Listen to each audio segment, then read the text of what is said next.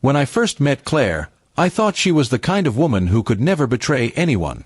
She was kind, patient, and had this warmth that made every room feel lighter. We built a life together over 18 years, our home, our memories, and most importantly, our daughter, Emily. She was 17 now, bright and beautiful, with a heart that reminded me so much of her mother. Or at least, the mother I thought I knew. Emily had been dating a young man named Tyler for almost a year. He was polite, respectful, and often came over for dinner.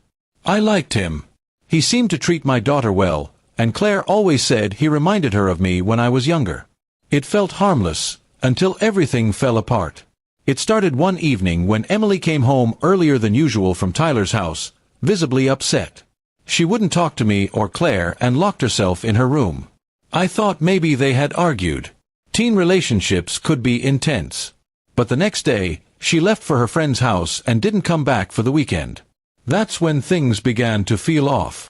Claire seemed unusually nervous during those days, checking her phone constantly, avoiding eye contact, and spending long hours running errands. On Sunday night, I decided to check Tyler's social media to see if something had happened between him and Emily. What I found instead shattered me. There was a private story someone had reposted, a blurry picture of Claire and Tyler in a car, holding hands. The caption read, "You never know what goes on behind closed doors." At first, I told myself it must be fake. Maybe edited.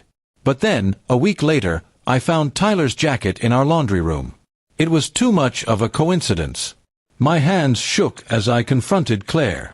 She went pale and tried to deny it, but when I showed her the photo, she broke down completely. Tears streamed down her face as she admitted everything. It had been going on for months. She said it was a mistake, that it just happened, but those words barely registered through my anger. The most twisted part came later. A month after I moved into the guest room, she told me she was pregnant. My first reaction was disbelief, then dread. She didn't even try to claim it was mine. She just cried and said she didn't know what to do. That was the moment I felt something inside me die. The woman I loved had betrayed me, betrayed our daughter, and destroyed our family. Emily found out soon after. She overheard us arguing and confronted her mother. The look on her face when she realized what had happened will haunt me forever. She screamed, threw things, and then ran out of the house. She refused to speak to Claire afterward, and honestly, I didn't blame her. No apology could fix the damage done.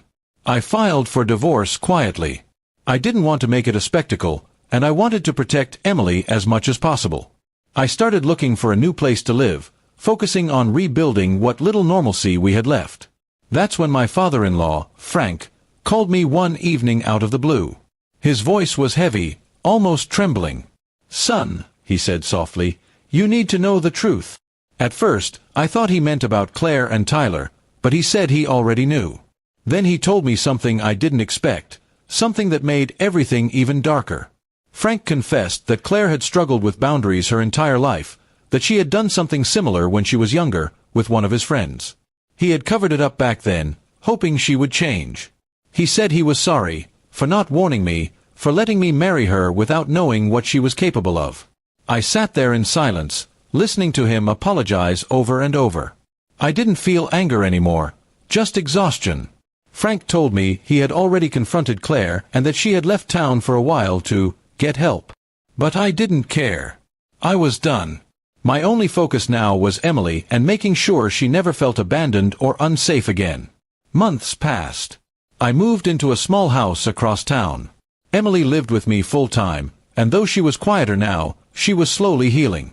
Therapy helped her process the betrayal, and I started going too. It wasn't easy, but at least we were moving forward together. Claire tried calling a few times, but I never answered. I didn't hate her, I just couldn't let her back into our lives. Some wounds never heal the way you hope they will. Frank visited us occasionally, bringing groceries or checking on Emily. He told me he blamed himself, but I told him it wasn't his burden to carry anymore. We had to let go of what was broken. One evening, Emily and I sat on the porch watching the sunset. She turned to me and said, "Dad, thank you for not leaving me alone in this mess." That single sentence reminded me why I had to stay strong. Betrayal might have taken my marriage, but it wouldn't take my love for my daughter. And in that quiet moment, as the light faded, I realized something simple but powerful. Sometimes revenge isn't about hurting the one who wronged you. Sometimes it's about surviving with dignity, building something better from the ashes they left behind.